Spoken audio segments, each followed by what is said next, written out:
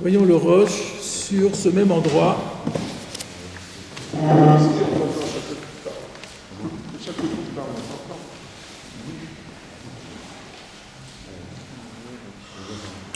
Le roche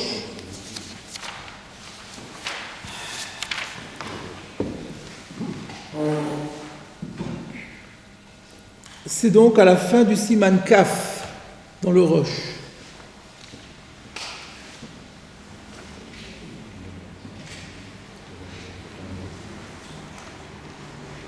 Ah oui, très bien. Ouais, c'est pas mal.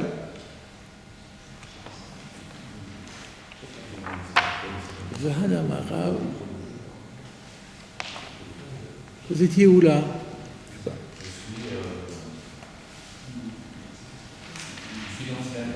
Oui. Non, c'est bien le Siman Kaf. Non, il descendait, c'est plus loin. Là, il cite la Gemara simplement.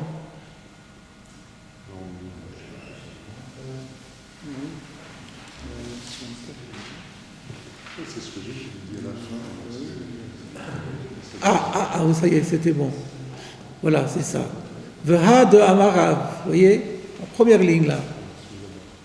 Donc dans le Rif, c'est, à un moment donné, il y a la citation d'Afmem Dalet Amoudbet.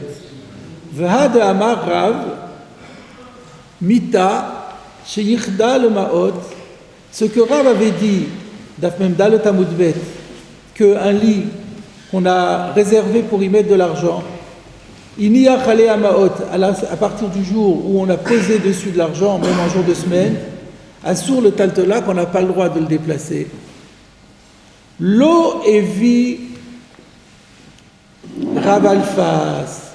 Ce din-là, Rav Alfas ne l'a pas apporté. Rav Alfas, c'est le Rif. Pourquoi? Mishum de let tilcheta ke'a. Parce que la lacha ne suit pas cela.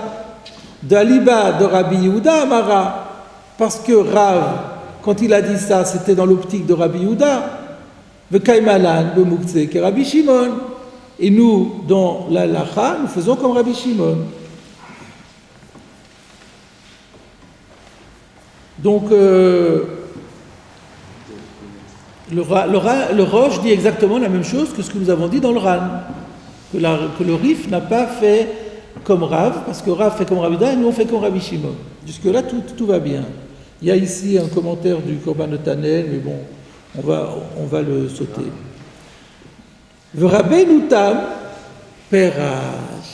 Par contre, Rabbeinu Tam a expliqué de Rabbi Shimon Modé Bemita Sheyichda Veiniach Alea Maot. Si vous vous rappelez, ce Rabbeinu Tam, on l'a vu la semaine dernière dans le Tosfot qui se trouvait en bas de la page précédente, mais qu'il fallait déplacer en haut de la page suivante. Et bien, c'est ce Rabbeinu Tam-là que le Roche rapporte maintenant. Qu'est-ce qu'il disait, Rabbeinu Tam? Que Rabbi Shimon, alors qu'il est plus coulant dans Moukhtse, il reconnaît quand même qu'un lit qu'on a réservé pour mettre de l'argent et qu'on a mis de l'argent, que c'est Moukhtse. Pourquoi? De Adam Kapidala ou Meyached la Makom. Parce qu'une fois qu'il lui a réservé cet usage, il Kapidala, il tient à ce meuble et il lui affecte un endroit, Meyached la Makom, pour pas que ça s'abîme. C'est ce qu'on appelle en d'autres termes, dans notre jargon, Moukhtse Bechamat Chesron Kis. À partir du moment où on a un objet auquel on attribue de la valeur et qu'on ne veut pas qu'il s'abîme quand on ne l'utilise pas pour son usage, on ne va pas l'utiliser pour un autre usage.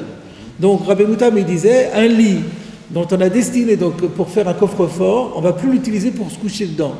Parce que c'est trop dangereux et on risque de perdre des billets, des choses comme ça. Donc à partir du moment où on lui a donné cette affectation-là, ça devient un objet précieux qu'on n'utilise que pour cela. Midé de Ave à Kipé ou Mesoré. On peut comparer ça à des ustensiles comme Kipé. Kipé, c'est les ustensiles du peintre. Ou Mesoré, c'est les ustensiles du tisserand. C'est les outils particuliers du peintre et du tisserand. De Hamar Beresh Kol HaKelim, qu'on a dit, à propos desquels on l'a dit au début du chapitre intitulé Tous les ustensiles, à Kol Modim, que là tout le monde est d'accord, c'est qui tout le monde? Rabbi Shimon aussi, qui van de me yached le umakom, que étant donné qu'il leur réserve un endroit, donc il les détermine, il les réserve exclusivement à ça, et ça devient mouktsé. Ou Perash Rabbeinu Tam, à Kol Modim, à Filou Rabbi Shimon. Rabbeinu Tam explique quand le texte dit là-bas, tout le monde est d'accord, c'est pour inclure Rabbi Shimon. Michoum avait caché les, et d'où il a tiré ça? Parce qu'il avait un problème. Mais Ada Amar le Kaman, le Perek Mefanim, que parce que plus loin, dans le Perek Mefanim, on va dire de Rav Savar que Rabbi Shimon de Mouktsé de Tiltoul. On dit que Rav pense comme Rabbi Shimon pour Mouktsé de Tiltoul. Alors d'un côté on dit qu'il pense comme Rabbi Shimon, d'un côté on dit qu'il pense comme Rabbi Yehuda. Comment c'est possible? On est obligé de dire qu'en fait Rabbi Shimon, il est comme Rabbi Yehuda dans ce cas-là. Il carte Sahih Klomar de Har de Mita, Rabbi Shimon Modeba. Donc, d'après le Rabbeinu Tam, on est obligé de dire que Rabbi Shimon, dans le cas du lit, va être d'accord. Donc, en résumé, donc c'est très simple. En principe, le din du Mita, la Gemara a dit que c'est Rav qui le dit, et la Gemara a dit qu'il pense comme Rabbi Yehuda. C'est ce qu'a dit, le Rif a compris comme ça. Il en a conclu que, puisque nous ne faisons pas halakha comme Rabbi Yehuda, on fait halakha comme Rabbi Shimon, donc l'halakha n'est pas comme ça. Mais Rabbeinu Tam dit, le cas du lit, c'est un cas spécial où il n'y a pas de débat entre Rabbi Yehuda et Rabbi Shimon, ça s'appelle Mouktsé Mahmat Resronkis. Donc si c'est un dit de Mouktsé Mahmat Resronkis, même la halakha, même que nous ne faisons pas la halakha comme Rabbi Yehuda, on fait la halakha comme Rabbi Shimon, mais nous on se retrouve dedans. Et on interdira, donc le dit de Rav, il n'était pas par rapport à Rabbi Yehuda, il était par rapport à Rabbi Shimon, il était tous auteurs confondus. Même si on sait par ailleurs que Rav fait halakha comme Rabbi Yehuda, mais sur le cas de Mita, il ne rentrait pas dans le débat. Et donc ça a une implication pour nous, que nous qui faisons halakha comme Rabbi Shimon, on doit aussi interdire le déplacement du lit quand les conditions sont réunies. Donc nous sommes face à un débat entre le Rif et Rabbeinu Tam au niveau de la halakha. Donc à l'époque du Moyen-Âge, il y avait un débat pour savoir quel est le statut d'un lit coffre-fort. Est-ce qu'on peut le déplacer le jour du Shabbat ou pas? Alors qu'on n'a pas mis d'argent dedans du tout le jour du Shabbat. Ce que je comprends pas, c'est que les exemples, c'était des outils de pain. C'est des choses qu'on ne peut rien faire d'autre. Si, on peut toujours, mais non, pas du tout. Tous ces ustensiles-là, on peut toujours les utiliser pour un usage subalterne. Mais seulement, on risque de les abîmer. Donc l'artisan ne veut pas. Ouh là là, ne touchez pas. C'est son gagne-pain. Ah oui, non, mais je ne comprenais pas qu'on pouvait les utiliser pour autre chose. Mais n'importe quoi. Un pinceau, vous pouvez l'utiliser pour balayer, n'importe quoi. Mais vous les abîmez pour rien, c'est dommage. C'est le principe. Donc, à ce sujet particulier de Hamad et Rabbi Shimon, il dirait que c'est Mouktsé aussi. Ben oui, nous la halakha, c'est comme Rabbi Shimon, on considère que Mahmat Resronkis, c'est Mouktsé. Donc, simplement, et sur ce point-là, il n'y a pas de débat entre le Rif et Rabbeinu Tam sur le principe de Resronkis, que tout le monde est d'accord que c'est assourd, on est tous d'accord. La question est que Mita, ça rentre dans Resronkis ou pas? Rabbeinu Tam avait une contrainte pour dire que le Mita, ça rentre dans Resronkis, et le Rif n'est pas d'accord avec ça. C'est une question d'évaluation maintenant. Et donc nous, notre problème est de savoir comment on fait la halakha. On va regarder dans le Shulchan Aruch. Qu'est-ce qu'on peut dire sur le Roche? Parce que lui, le Roche, il ramène le Rif et Rabbeinu Tam. Mais oui. Il ne se prononce pas. Alors, il a l'air quand même, il ne dit pas, mais on a quand même un peu l'impression qu'il reste sur l'avis de Rabbeinu Tam plutôt que sur l'avis du Rif. On peut vérifier dans le Kitsur Piskei Harosh, qui est la conclusion que le fils du Roche, le Tour, a fait à partir du livre de son père. Comment lui l'a compris? On va regarder. Dans mon édition, elle est juste sur place.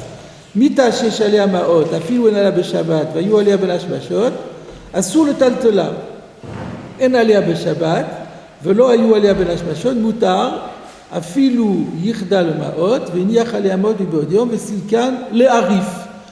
Ou le Rabbeinu Tam, asur le taltela, im yichda le ma'ot, v'niach alea b'odiom, afilu silkan. Donc il dit pas. Il ramène le débat sans trancher. Ouais. Alors, on va regarder dans le Shulchan Aruch. Où est-ce que c'est dans le Shulchan Aruch?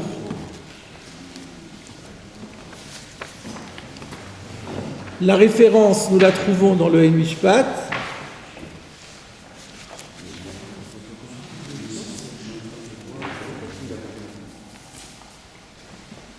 C'est donc dans le Siman Shin Yud Suiv Zayin.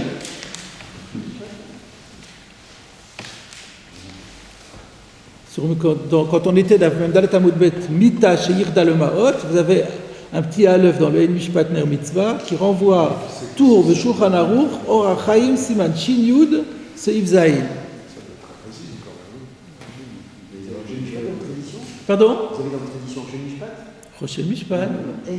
Ein Mishpat. Ein Mishpat Ner Mitzvah.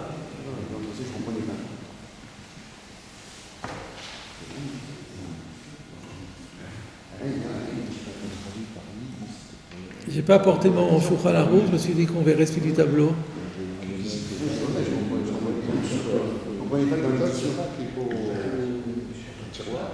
Ah.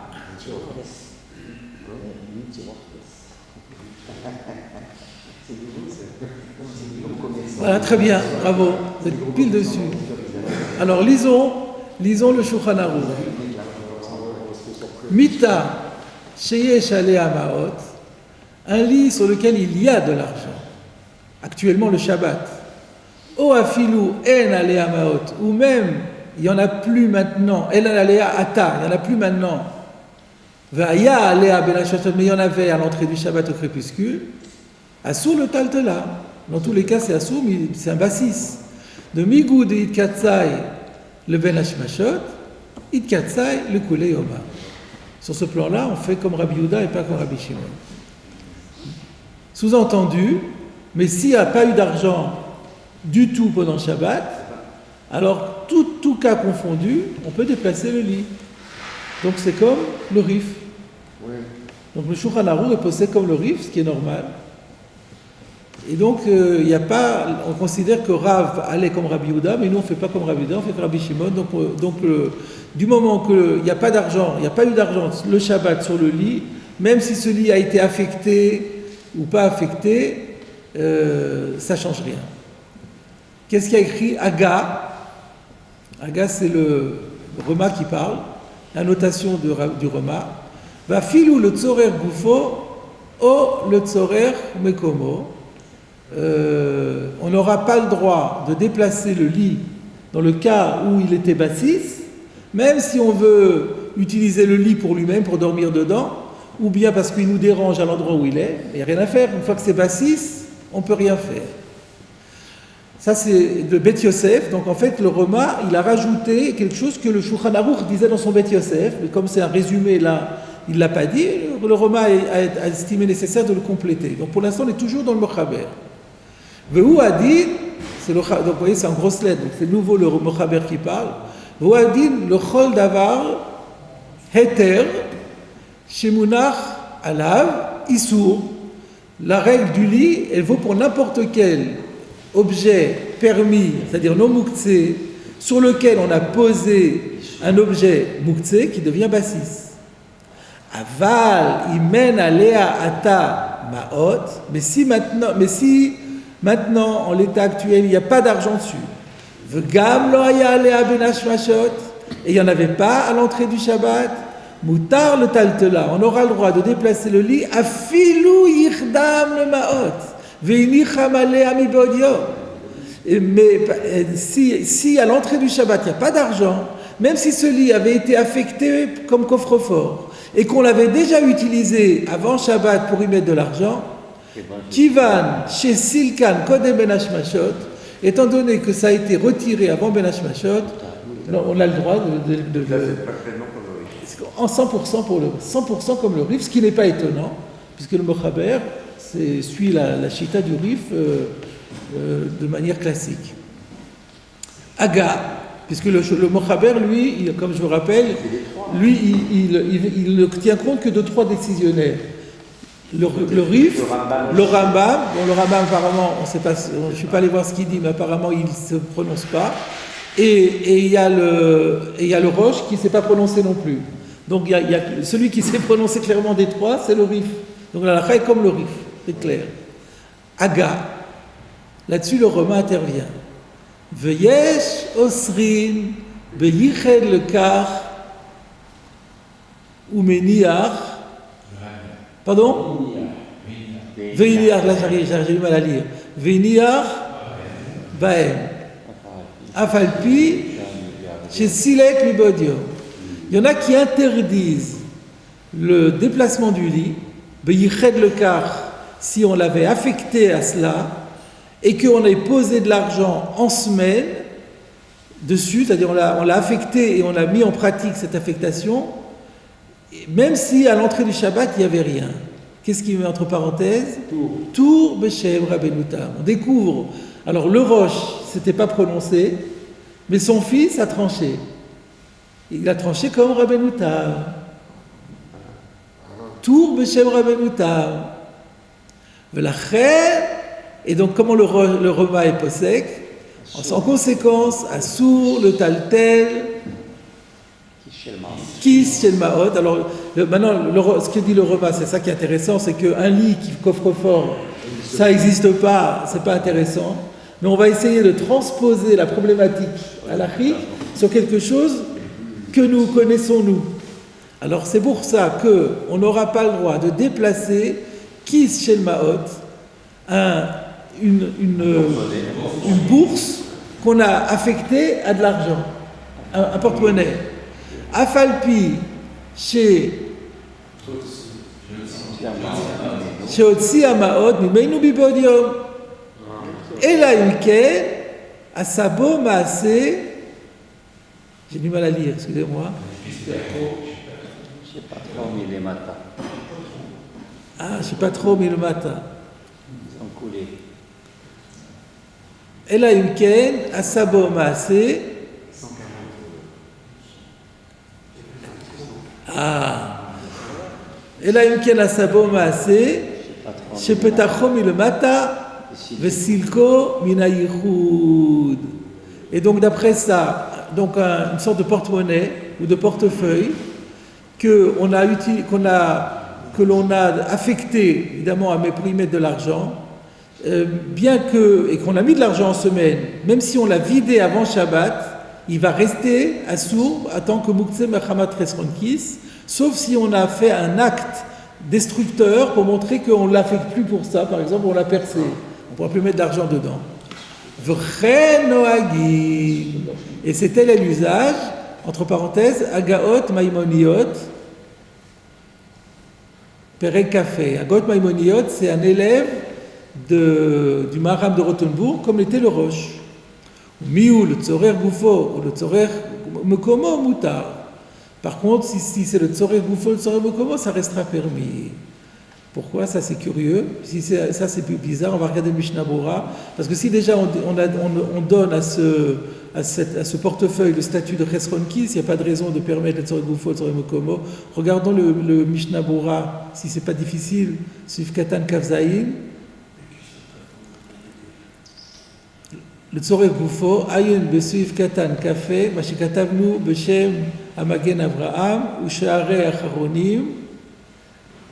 Chez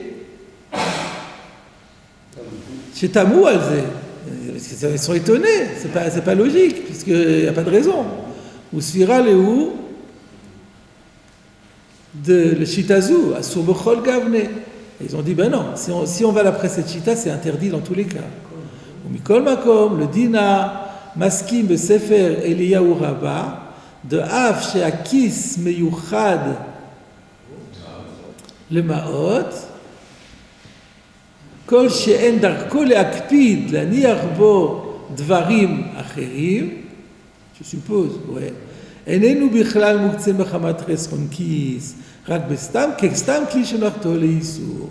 Donc c'est très logique en fait, parce que là, on a découvert, donc je fais maintenant la synthèse. On a vu que le Roma dit que les Ashkenazim, en fait, le Mahagot Maimoniot, qui est élève de Ramaram de Rothenburg, ils ont décidé de faire halakha comme Rabbeinu Tam, et pas comme le Rif. Et donc pour eux, dans le cas du Mita, ils vont lui donner le statut de Chesronkis.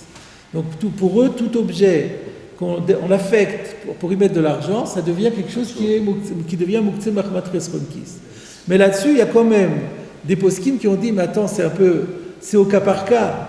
Tu ne peux pas dire que n'importe quel objet pour lequel on a décidé de mettre de l'argent, ça devient un maître Resronkis. Ça dépend si on y tient ou pas. Vous avez un portefeuille en croco, là peut-être qu'effectivement, à partir du moment où vous l'avez utilisé pour ça, vous ne voulez pas l'utiliser pour autre chose, ça devient Muktzeh Mahmat Resronkis, même s'il est vide. Mais si c'est un truc en plastique, c'est pas pour ça que ça va devenir, on s'en fiche. On l'a mis pour mettre de l'argent, on peut mettre ça pour autre chose aussi. Donc c'est un peu au cas par cas. Mais si c'est Muktzeh Mahmat Resronkis, alors on ne peut pas le déplacer même sur le Gufot, sur le Komo, et ce qui a été dit par le Roma est très étonnant. Alors on peut revenir au Roma, je crois qu'il a une autre application intéressante, celle de la poche. Voilà, on va terminer avec ça. V'chein bekis atafour bebege. Donc là, maintenant, c'est quelque chose de très courant. Les poches de nos vêtements, c'est une poche en tissu qui est cousue à la veste. Ho'il ve'ikara beged omed l'ilvosh. Étant donné que le fond du vêtement, là, on revient à l'histoire du Mouchni, il faut voir que la poche, dans un vêtement, c'est pas l'essentiel. La veste, c'est pas pour contenir l'argent qui est dans la poche. La veste, c'est pour s'habiller avec. Donc, on peut pas dire que la veste a un statut de bassis. Donc, imotzi amaot misham, dès l'instant où il n'y a plus d'argent dedans, mutar l'ilvosh abeged. Parce que sinon, c'est vrai qu'il y a un problème, parce que si on a de l'argent dedans, en déplaçant la veste, on déplace l'argent, on ne peut pas déplacer l'argent.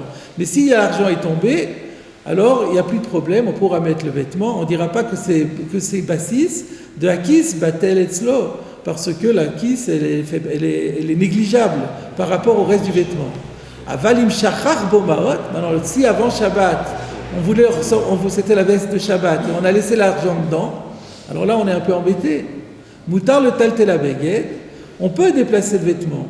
Pourquoi? De lo amrina de kol la beged nase bassis le maot, on ne peut pas dire que le vêtement était bassis. Pourquoi? De toute façon, il a oublié. Ho'il ve'en amaot alikar, d'une part le fait que l'argent n'est pas sur le vêtement, mais il est que sur la poche. Et en plus de ça, il y a le fait qu'il a oublié. Aval en lovshol le Shabbat, mais on peut quand même pas, on n'a pas le droit de porter ce vêtement le Shabbat, de chashilan shema yetzebo, parce qu'on a toujours peur qu'une fois pris par l'habitude, on sorte dans la rue et donc il y a un problème de Hotsa. Bon, on ne va pas rentrer dans le détail de tout cela. Il y a des choses qui demandent à être expliquées. Il pourrait pencher pour vider la poche. Voilà, il pourrait pencher. Voilà, puisque c'est pas bassis, il peut pencher le vêtement, faire tomber l'argent, et une fois qu'il a fait tomber l'argent, il peut ensuite mettre évidemment la veste tranquillement. Parce qu'on a vu que la kiss n'est pas... donc on retient comme ce qui est même intéressant, de voir qu'on a vu une marloquette entre le Rif et Rabbenuta, et que ça devient aujourd'hui une marloquette entre le Mechaber et le Roma, c'est-à-dire un désaccord une différence de halakha entre le rite séfarade et le rite ashkénaze. Le rite séfarade fait comme le Mechaber et le rite ashkénaze fait comme le Roma. Sauf que l'application du lit n'existe plus aujourd'hui, donc ça tombe à l'eau, et que pour le reste, ça sera une question d'appréciation. Si on a un Chesronkis, tout le monde est d'accord que c'est interdit. Si c'est pas un Chesronkis, tout le monde est d'accord que c'est permis. Donc finalement, le débat, il ne va pas exister concrètement. Mais au niveau de la théorie, on a vu quand même le Mechaber qui disait clairement comme le Rif, et le Roma qui disait non, on fait comme Rabbenuta. Vous avez dit le tiroir, parce qu'on peut mettre de l'argent dans un tiroir. On peut réserver plus ou moins un tiroir de l'argent. Un tiroir où vous mettez que de l'argent? Non, je ne sais pas, mais on met principalement de l'argent.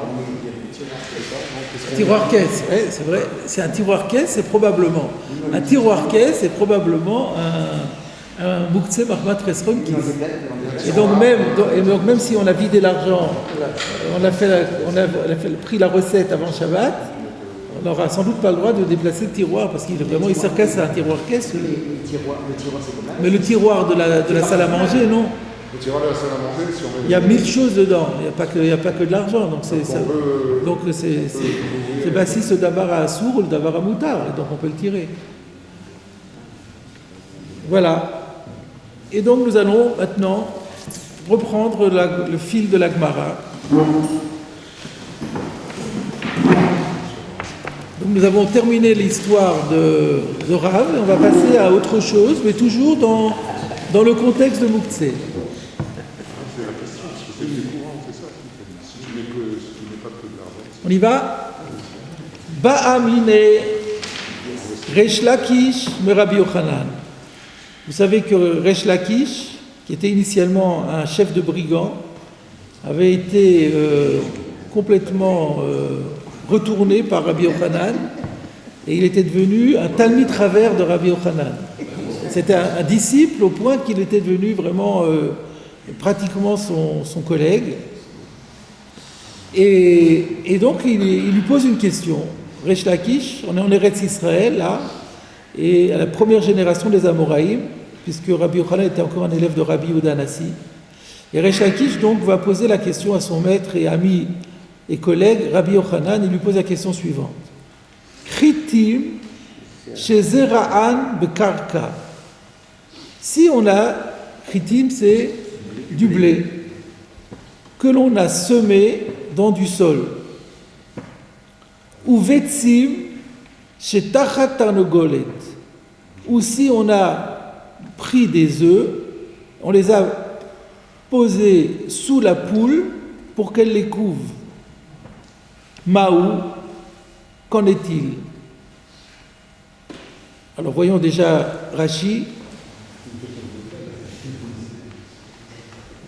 Chez Zera'an Bekarka, qu'on a semé dans le sol, Vadaïn lo ishrishu, mais il faut comprendre qu'ils n'ont pas encore pris racine. Maou lilkot veleechol. Quand il dit maou, la question est de savoir est-ce qu'on peut récupérer le grain de blé pour le manger. C'est-à-dire il y a un changement de programme. On avait mis des grains de blé dans le sol pour que ça pousse, pour que ça germe. Et on est Shabbat, ça n'a pas encore pris racine. Parce que si ça a pris racine, c'est terminé. Ça devient cueillir, on n'a pas le droit de cueillir le jour du Shabbat. Mais là, on est dans les ça met quelques jours à prendre racine, c'est pas immédiat. Donc on est encore dans la période qui vient juste après. Et donc la question qu'il pose est de savoir, est-ce qu'on peut récupérer le grain de blé ou pas? Voilà, est-ce que en fait la question, il va l'expliciter dans la Gemara, est-ce que par le fait qu'on avait programmé de le mettre en terre, et donc on d'y renoncer complètement, est-ce que ça lui confère un statut de Mouktsé ou pas? Alors il faudra rajouter, et les Rishonim le disent, c'est que quand on a dit qu'il les a semés dans le sol, il faut rajouter que le Ritva et le Meiri le disent, qu'il ne les a pas recouverts de terre. Ils sont posés sur la terre, mais pas recouverts de terre. Parce que si c'était recouvert de terre, alors il y a le problème de Mouktsé de la terre déjà, qui fait qu'on ne peut pas accéder au blé. La question ne se poserait pas. Donc il les a juste posés sur la terre. Peut-être un petit peu enfoncé dans la terre, mais on peut encore récupérer le grain de blé sans avoir à déplacer la terre. Sinon, il y a une source de mézise.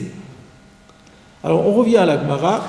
Donc, pareil pour un œuf qu'on aurait placé sous la poule pour qu'elle le couvre. Donc, c'est pareil. A priori, on a décidé qu'on ne mangerait plus de cet œuf et qu'on attendrait qu'il devienne poussin pour voir ce qu'on ferait avec.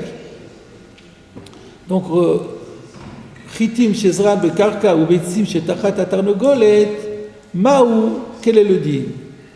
Qu'il est le Rabbi Shimon Mouktsé? Quand est-ce que, donc sous-entendu la question elle va pour Rabbi Shimon comme qui va à la halakha. Quand est-ce que Rabbi Shimon ne tient pas le principe de Mouktsé et qui dit qu'on peut déplacer? Echad lo dachie beyadayim, c'est seulement dans le cas où il n'a pas fait un acte littéralement pour le repousser. Pour le repousser, ça veut dire pour l'écarter de son champ d'application. Il a peut-être par la pensée, mais il n'a rien fait de façon active pour le mettre hors d'état d'utilisation.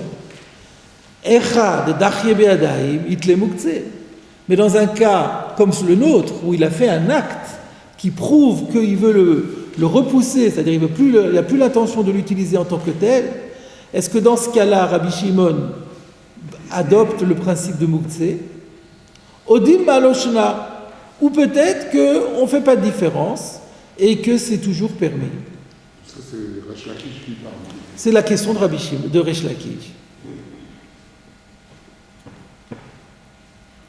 Alors voilà la question. Est-ce que Dichouy Beyadaïm, ça modifie la loi selon Rabbi Shimon ou pas? Alors avant de voir la réponse de Rabbi Yochanan, il y a un Tosfot qui pose une question. On va tout de suite voir le Tosfot. Echad Dachye Beyadaïm Itle. Est-ce qu'on va dire que lorsqu'il a repoussé de façon active avec les mains, est-ce que là Rabbi Shimon pense qu'on dit que c'est Mouktsé? Vafalgav de Ner Shekava, Shari Rabbi Shimon, Afalgav de Dachye Beyadaïm. Il pose une question, il dit, mais la réponse, elle est facile à trouver, on n'a qu'à s'inspirer d'un autre halakha de Rabbi Shimon. Donc je traduis dans les mots. Afalgav, bien que Ner Shekava, lorsqu'on avait une lampe, qu'on avait allumée avant Shabbat pour Shabbat, et ensuite cette lampe a fini de brûler, la mèche a été consumée, l'huile également, il ne reste plus que la lampe. On a vu que Rabbi Shimon permettait d'utiliser cette lampe, de la déplacer une fois qu'elle était éteinte. Pourtant, il est Dachye Beyadaïm, pourtant, au moment où il l'a allumée, avant Shabbat, il se l'est interdite, on ne pouvait plus la déplacer. Donc il s'en est interdit le déplacement. Et quand même, il considère qu'on peut le déplacer une fois que la raison qui le rendait Mouktsé a disparu. Alors vous vous dites c'était provisoire. C'est ce que Tosfot répond. Atam Sha'ani. Là-bas c'est différent. Kivan Shekvar Pasak Dichouy Shela. Parce que l'acte par lequel il avait écarté le nerf, les conséquences de cet acte sont complètement terminées. Puisque maintenant le nerf justement peut être déplacé. Donc c'était que provisoire. Il avait fait un acte de mise à l'écart provisoire. Kvar Pasak Dichouy Shela. La mise à l'écart s'est arrêtée, elle a pris fin. Avalacha leolam et Dichouyim. Tandis que, s'agissant du grain de blé et de l'œuf, ils sont mis à l'écart pour toujours. Kolzman shemunachim sham, quand ils resteront en place là-bas, ils seront définitivement mis à l'écart. Donc si c'est une mise à l'écart provisoire, évidemment que ce n'est pas considéré comme une mise à l'écart. Et une fois que le provisoire est passé, ça redevient comme avant. Mais là, dans la mesure où lui, il a fait un acte qu'en principe, si on n'intervient plus, ça le rend définitivement mis à l'écart, c'est là que la question se pose. Tout dépend de son intention. S'il saigne des graines, en ayant dans l'intention, si jamais j'ai besoin pendant Shabbat de graines, je me permettrai de... C'est un cas particulier, il a fait un tnaï, ça c'est encore un cas de tnaï, mais on ne parle pas de ça, il n'a pas fait de tnaï, il l'a fait définitivement, et après il y a eu un changement de programme. Le cas dont il parle, c'est un cas simple, vous compliquez le cas en disant qu'est-ce qui se passe s'il a fait un tnaï. Abordons d'abord le cas simple. Quel est le deal? Il a définitivement mis à l'écart, peut-être que c'est permis quand même. Auquel cas on n'aura pas besoin de votre tnaï, c'est ça la question. D'ailleurs, la réponse, elle va être comme ça, dans le sens de la permission. Voyons la réponse. Amarle, Rabbi Yochanan répond à Resh Lakish, En Mouktsé le Rabbi Shimon et la Shemen Shebener Besha'a Sheudolek. Il n'y a de Mouktsé, le seul cas où Rabbi Shimon admet qu'il y a un problème de Mouktsé, c'est l'huile dans la lampe, tant que celle-ci est allumée.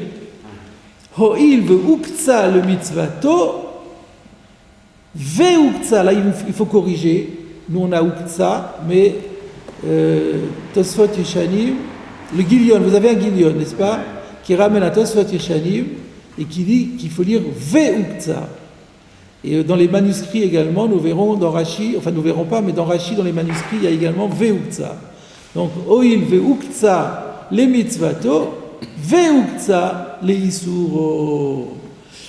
Donc, pour Rabbi Shimon, Nemouktsé, ce qu'on a vu nous, c'est-à-dire quand on a mis de l'huile à l'intérieur d'une lampe, tant que celle-ci est allumée, alors l'huile de cette lampe, même si elle a coulé de la lampe, parce que tant qu'elle est dans la lampe allumée, de toute façon on ne peut pas l'enlever parce qu'il y a un problème de kibouille. Mais si ça fuit et qu'il y a de l'huile qui tombe, mais tant que ça brûle, l'huile elle est mouktsé. Pourquoi elle est mouktsé?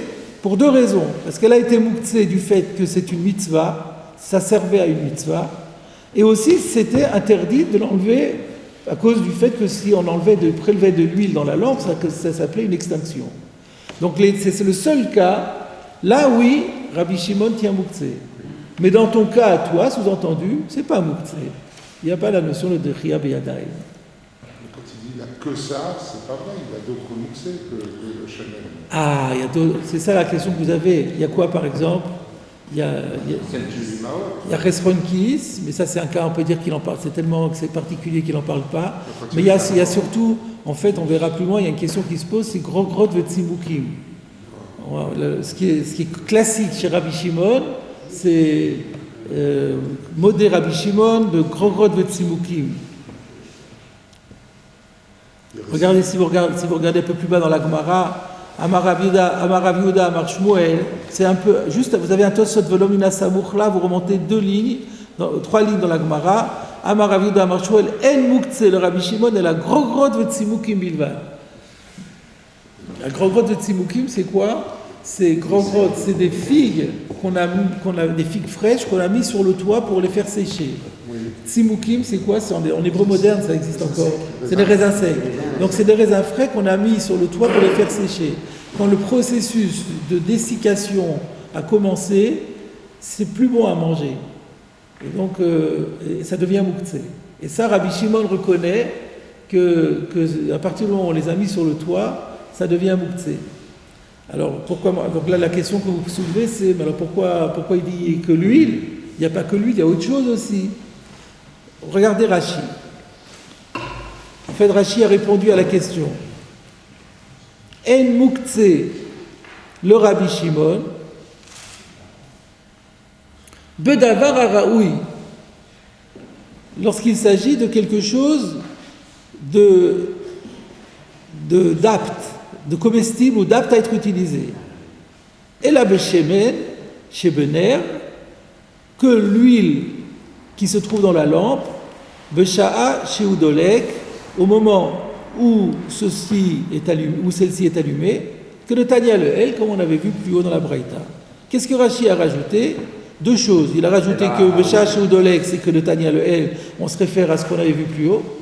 Et surtout, il a dit Bedavar Araoui. Pourquoi il a dit Bedavar Araoui? Quand on lit ce Rashi au début, on ne comprend pas pourquoi il dit Bedavar Araoui. Il n'est pas marqué dans la Gemara, pourquoi il rajoute ça? Alors il dit non, parce qu'il s'est posé la question, mais il y a Grogrot et Tsimukim. Mais Grogrot et Tsimukim, c'est autre chose, parce que c'est pas Raoui. Comme ils ont commencé à sécher, ils ne sont pas aptes.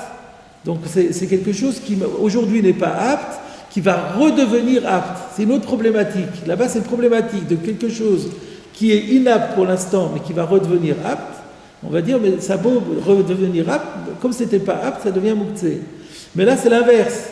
Là, au moment où on statue sur lui s'il est permis ou pas, il est apte. L'huile dans la lampe, on pourrait la récupérer pour la mettre dans la salade. Et de la même façon, le grain de blé, on veut le manger. Et l'œuf, on veut aussi le manger. Ce n'est que plus tard qu'il va devenir impropre.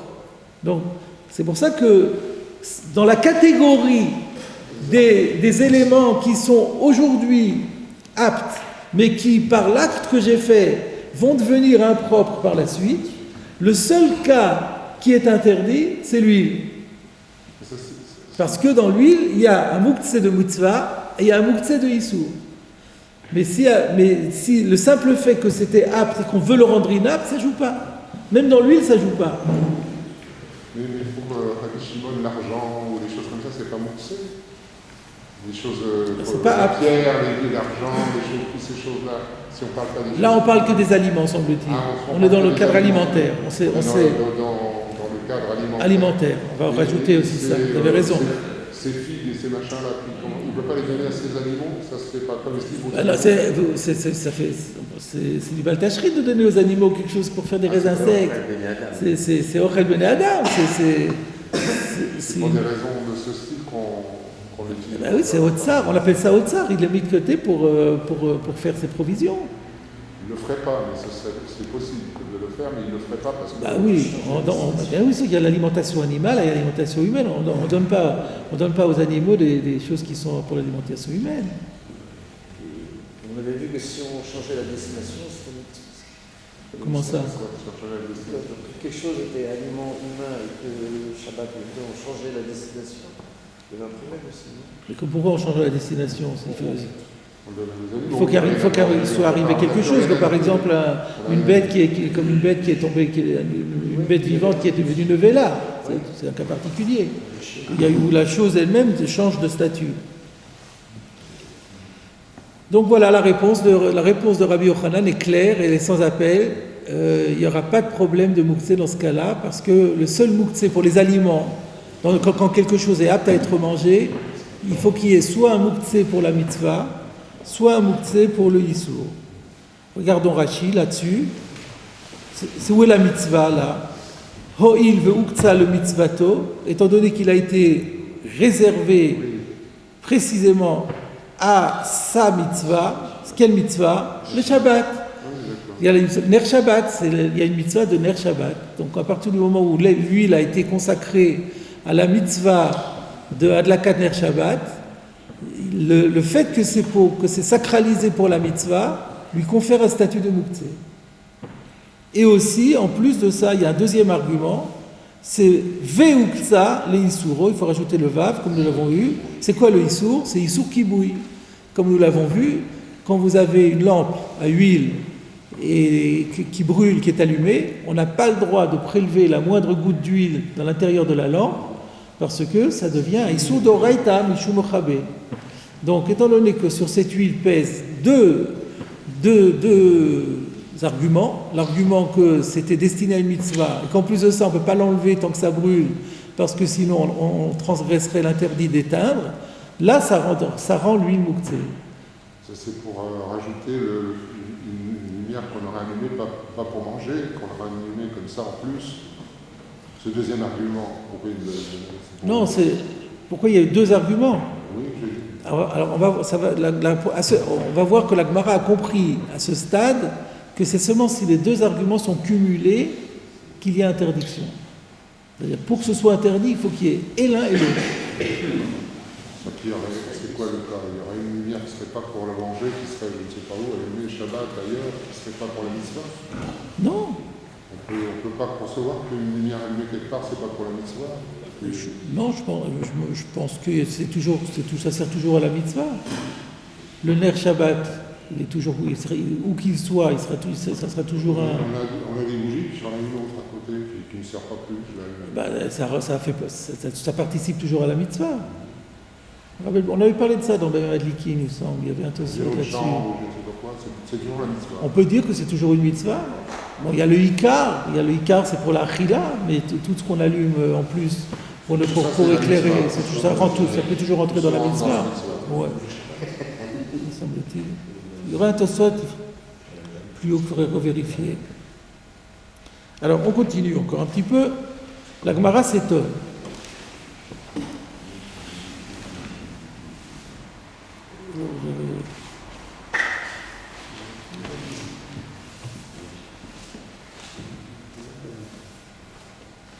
Je suis en train de me poser la question, est-ce qu'on fait un tosfot peut-être au lieu de...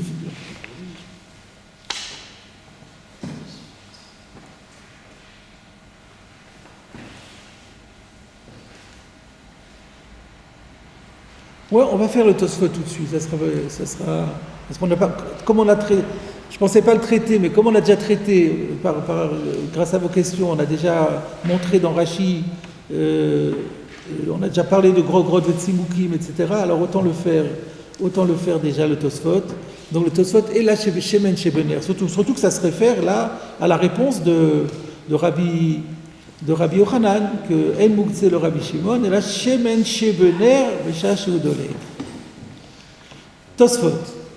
Lav Davka Shebener.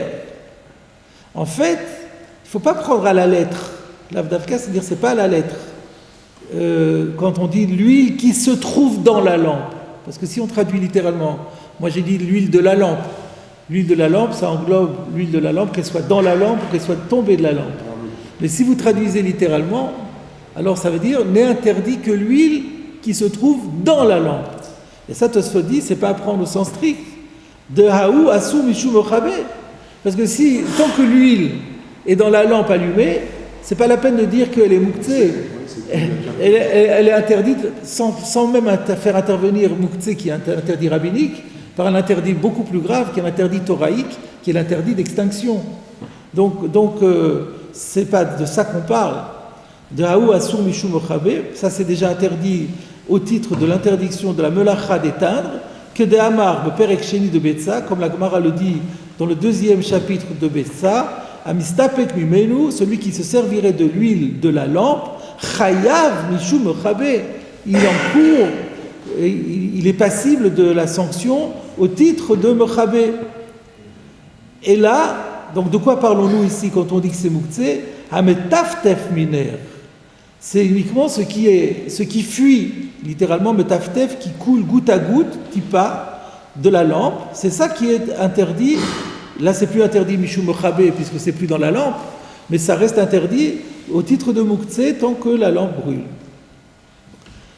Ou Mishum de Mouktsé le mitzvato, lo asur ner adolek le taltel, que de Prishit le el. Et tu ne peux pas me répondre non plus en disant que, qu'est-ce que tu aurais pu me dire? Non, il faut bien dire Shemen Shebener, mais en disant qu'on a parlé du Shemen Shebener parce que ce Shemen Shebener rend le ner assourd. Donc on aurait pu, Tosfot dit, on aurait pu essayer de me répondre qu'on maintient le Shemen Shebener pour dire que le Shemen Shebener va rendre Mouktsé le ner lui-même, interdire le déplacement de la lampe. Mais on ne peut pas dire ça. Ou Mishum de Mouktsé le mitzvato, le fait que l'huile est Mouktsé réservée à la mitzvah, lo asur ner adolek. Pour autant, ça ne rend pas interdit de déplacer la lampe qui brûle. Le taltel, interdit de le déplacer. Pourquoi? Que de Prishit le el, comme je l'ai expliqué plus haut. Vous vous rappelez qu'est-ce que Tosfot avait dit plus haut? Il avait dit que on peut pas dire que la mitzvah m'interdit de déplacer la lampe, parce que cette mitzvah, c'est quoi? Quel est l'objectif de cette mitzvah du Ner Shabbat? C'est d'éclairer de faire de la lumière, de l'éclairage pour Shabbat. Donc, si j'ai besoin d'être éclairé à un autre endroit, la mitzvah, non seulement ne m'interdit pas, mais m'encourage à déplacer la lampe. Donc, on ne peut pas dire que le din de Mouktsé va interdire le déplacement de la lampe. Donc on ne peut pas dire que c'est par rapport à ça qu'on a dit que le shemen est Mouktsé, et que par contre, pour la mitzvah, et que ce Mouktsé de mitzvah m'interdirait le déplacement de la lampe. C'est vrai qu'on n'aura pas le droit de déplacer la lampe, en fait, mais pour une autre raison, parce que c'est bassis à la flamme. Mais on ne peut pas dire que le Mouktsé de la mitzvah, en tant que tel, va m'interdire le déplacement de la lampe. Donc ça aurait pu être une réponse proposée, mais elle ne colle pas. Quoi, le fait de déplacer? Non. Si vous faites attention, bien sûr, il faut déplacer en faisant attention, parce que si vous renversez, c'est autre chose. Mais si on fait bien attention, il n'y a pas de problème. Voilà. Alors, donc, encore une fois, au Mishum de Mouktsé le mitzvato, par le fait que l'huile est Mouktsé pour la mitzvah, à ce titre, lo asur ner adolek le taltel, à ce titre-là, on ne pourrait pas interdire de déplacer la lampe qui brûle et dire que c'est à cause de ça qu'on a parlé du Mouktsé de la mitzvah, que de Prishit le el. Et là, que d'Amar besof pirkin. Mais la raison pour laquelle on n'aura effectivement pas le droit de déplacer la lampe, c'est comme on va le voir plus loin dans la fin de notre chapitre, Mishum davebassis davar asur. Donc c'est vrai que la lampe, on n'a pas le droit de la déplacer, mais ce n'est pas à cause de Mouktsé de mitzvah, c'est à cause de bassis davar asur. Donc on ne peut pas dire que le shemen shebener, c'est dafka, c'est le shemen ametaftef minaner. Fin de la première partie de Tosfot. Théma le riz, mais il y a encore un problème que soulève le riz. De Hamaï Nakat Shemen Shebener, pourquoi avoir pris comme exemple parce que la réponse de Rabbi Yochanan, ça veut dire ici c'est pas Mouktsé, le seul Mouktsé c'est telle et telle chose. Pourquoi il prend comme exemple de Mouktsé le cas de Shemen Shebener, le cas de l'huile dans la lampe avec l'histoire de Mouktsé le Shabbat, Mouktsé le Mitzvah, Mouktsé Machmat Issour. Tfé avelé le Minkat, il aurait été plus logique qu'il prenne comme exemple opposé le cas où Rabbi Shimon dit Mouktsé, en disant, donc avelé le Minkat, il aurait mieux fait de choisir de parler de En Mouktsé le Rabbi Shimon et la Grogrod Vetzimoukin. Il aurait pu dire non, le seul cas où Rabbi Shimon tient Mouktsé, c'est dans le cas des figues sèches et des raisins secs, en fait des figues asséchées et des raisins asséchés, de Damit fait le chitin, parce que finalement, si on réfléchit bien, le blé qui était la question, ça ressemble plus à des grains, à des figues et à des raisins, chez Zra'an, qui l'a semé. Pourquoi ça ressemble plus? De l'oïd katsai, l'homme echamat mitzvah, l'homme echamat isur. Parce que c'est beaucoup, la problématique elle est beaucoup plus proche. Parce que, comme on a vu dans Shemen Shebener, ça n'a rien à voir. C'est ce qu'il lui dit, Rabbi Yochanan. Rabbi Yochanan, il dit, maintenant, dans ton cas, toi, c'est permis. Le seul cas, c'est un cas qui n'a rien à voir, où il y a Mouktsé de Shabbat, de mitzvah de Shabbat, il y a Mouktsé de Kibouï. Donc ça n'a rien à voir. Mais il aurait mieux fait de prendre quelque chose qui est beaucoup plus proche, et où on dit que ça, c'est Mouktsé. Et c'est quoi? C'est le cas des gros grottes, donc les figues qu'il a mis sur le toit pour les faire sécher, ou les raisins qu'il a mis sur le toit pour les faire sécher. Il n'y a pas Mouktsé de Shabbat, il n'y a pas Mouktsé de Kibouï, et c'est quand même Mouktsé, parce qu'il les a rendus impropres. Donc c'est beaucoup plus proche, c'est beaucoup plus voisin. Ça aurait été plus logique de les opposer l'un à l'autre, plutôt que de l'opposer à quelque chose qui n'a rien à voir. Quand on oppose un interdit à un permis, on doit trouver deux oppositions qui sont les plus proches possibles, et où il y a la différence. Donc c'est ça la question du riz. Teima, c'est étonnant pour le riz. Pourquoi a-t-il pris l'huile dans la lampe? Il aurait bien mieux fait de prendre le cas de Grogrod de Tzimoukim, de Damout fait le chitin chez Zra'an, ça ressemble beaucoup plus au blé semé, de l'oïd katsai, l'omechamat mitzvah, velomechamat isur, parce que là-bas il n'y a ni l'un ni l'autre. Veleka le memar, tu ne peux pas me répondre de savoir Rabbi Yochanan, que Rabbi Yochanan y pense, de le Rabbi Shimon en Mouktsé begrogrod vetzimoukim. Ah, peut-être qu'il y aurait une réponse simple, que Rabbi Yochanan ne lui pense pas ça. Lui il pense que Rabbi Shimon il permet grogrod et tzimoukim. Ça serait une solution. Parce qu'on n'a pas vu que Rabbi Yochanan, dans le texte que je vous ai cité plus bas, c'est Rav Yehuda Amar Shmuel. Bon, Rav Yehuda Amar Shmuel peut dire ça, Rabbi Yochanan n'est pas obligé de penser comme ça. Donc il y aurait une réponse simple, c'est de dire Rabbi Yochanan n'a pas pu dire que le seul Mouktsé de Rabbi Shimon c'est Grogrod et Tzimoukim, parce qu'il pense que Grogrod et Tzimoukim c'est pas Mouktsé pour Rabbi Shimon. Mais ça, Tosfot dit, tu ne peux pas me répondre. Pourquoi? De Rabbi Ka'amar Besamour, de Hitle le Rabbi Shimon, Mouktsé, Begrogrod et Tzimoukim. On va voir plus loin que parmi ceux qui disent cela, il y a Rabbi Yehuda Anassi. Il va dire très prochainement que Rabbi Shimon pense le principe de Mouktsé dans Grogrod et Tzimoukim. Ou Mistama Lopalig, et il est probable que Rabbi Yochanan ne va pas être en désaccord avec Rabbi Yehuda Anassi, et parce que Rabbi Yehuda Anassi c'est son maître. Et donc Rabbi Yochanan c'est un Amora, et Rabbi c'est un Tana, son maître. C'est dur de dire que Rabbi Yochanan serait en désaccord avec Rabbi, c'est pas du tout habituel. Donc cette réponse-là, Tosfot l'exclut. Et donc il reste sur la question. Alors on va quand même chercher dans les Mefarshim si on ne trouve pas une réponse. Alors vous savez qu'il y a un Tosfot parallèle à notre Tosfot, c'est le Tosfot Arosh. Le Tosfot Arosh va donner une réponse à la question du riz. Tosfot Arosh répond que le Shemen Shebener, ça ressemble plus au cas de Chitin chez Zra'an et Betsa Tartarat Terlegolet, ça ressemble plus que Grogrod et Tzimoukim, contrairement à ce que soutenait le riz. C'est comme ça qu'il faut répondre en fait. Mais pourquoi ça ressemble plus? Parce que l'huile va finir par brûler et par disparaître. Le blé va finir aussi par à disparaître complètement et à se transformer en plante. Et l'œuf va finir aussi à devenir complètement impropre à la consommation, parce qu'il y a un moment donné où il est complètement décomposé pour former bientôt un poussin. Et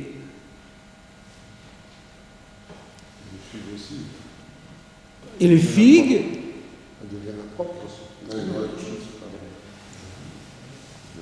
Alors, attends un instant. Oui, alors que les figues, elles sont pas bonnes à manger en l'état, mais elles vont devenir bonnes après. Donc, c'est pas pareil. Donc, il faut comparer des choses qui sont comparables. La problématique du blé, c'est maintenant c'est bon, demain c'est pas bon. L'huile, c'est comme ça aussi. Maintenant c'est bon, demain il n'y en aura plus. Donc, par rapport à ça, ça ressemble beaucoup. Et malgré tout, ça va être, dans l'un cas c'est permis, dans l'autre cas c'est interdit, parce qu'effectivement, dans le Shemen, il y aura les paramètres de Moukse de Shabbat et Moukse de Kivouï. Mais à la base, dans la problématique de base qui était de Chia Beyadaï, c'était semblable dans la mesure où aujourd'hui c'est bien, c'est apte, et demain ça sera inapte. Et donc, c'est pour ça qu'il lui dit, tu me poses une question de quelque chose qui est apte et qui devient inapte, est-ce que ça devient Moukse ou pas? Il dit, le seul cas que je connais où c'est apte demain, où c'est apte aujourd'hui, ça devait dire inapte demain, c'est le cas du Shemen Shebener, parce que là-bas il y a une interférence avec d'autres paramètres qu'il n'y a pas ici, donc c'est permis. Mais ne me parle pas de gros grottes Vetzimukim, qui sont effectivement Moukse, mais où là-bas la problématique n'a rien à voir, parce que elle est complètement, le processus est complètement à l'envers. Parce que, alors que le Chitim il est apte aujourd'hui et inapte demain, les gros grottes aujourd'hui sont aptes. Non, aujourd'hui sont inaptes. Et demain, ils vont devenir aptes. Donc c'est une autre problématique, ça n'a rien à voir au niveau du Moukse. Donc il voulait partir de choses qui sont a priori comparables et dire que finalement, il y a la différence qu'il a faite. Donc ça répond très bien à la question. Elle devient inapte parce qu'elle disparaît. Elle est brûlée. Il n'y en a plus. Mais à ce moment-là, c'est celle qui reste une fois que ça s'est éteint qui est plus Moukse, c'est ça? Non, il peut ne plus y en avoir. Oui, mais c'est vrai que là, quand elle a dit que le Moukse, le Shemen, c'est l'huile qui a fui. C'est l'huile qui a fui. Mais après, va devenir mais l'huile qui se trouve à l'intérieur, quand elle va disparaître complètement. Donc, il y a une grosse partie de l'huile, et parfois toute l'huile, est appelée à disparaître complètement. Donc, ça ressemble au blé. Et celle-là est Moukse, alors que... Et celle-là, elle est Moukse, mais pour des paramètres qui sont complètement différents. C'était la question. Qu'est-ce que tu me compares ça? Parce qu'il y a pas les paramètres sont différents. Mais il les compare parce qu'à la base, ça ressemble beaucoup. Mais finalement, c'est ce qu'il lui dit. Par rapport à... si je réfléchis à des cas qui ressemblent au tien, où aujourd'hui c'est apte et demain ça sera inapte, il y a quelque chose qui ressemble chez le Shemen Shebener. Et celui-là, il sera Moukse, mais pour des raisons qui n'ont rien à voir. C'est ça qu'il lui dit. Mais ne peut pas de gros grottes de Tzimoukim, parce que gros grottes de Tzimoukim, a priori, c'est pas du tout comparable. Alors même si par la suite il n'y a pas les paramètres de Shabbat, etc., mais c'est pas logique d'en parler puisque c'est des autres problématiques, puisque nous on parle de quelque chose qui est apte aujourd'hui, mais qu'on a d'Achie Be'adaïm, que demain ça va devenir inapte, alors que là on a quelque chose qui est inapte en l'état, mais demain ça va devenir apte. Il n'a pas considéré ce paramètre, il n'a pas vu les mots. Oui, effectivement, d'accord. Le riz n'avait pas vu les choses sous cet angle, effectivement, mais ça paraît assez...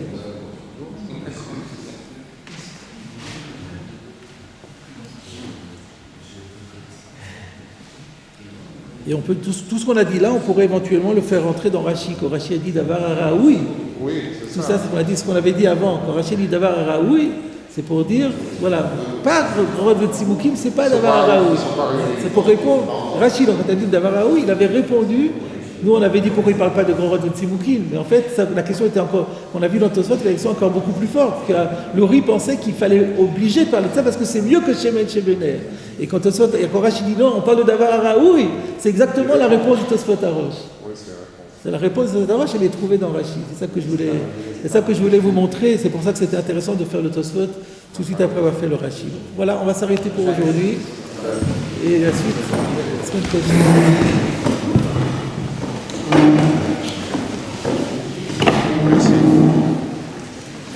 Excusez-moi, j'ai la cette année, c'était l'année passée.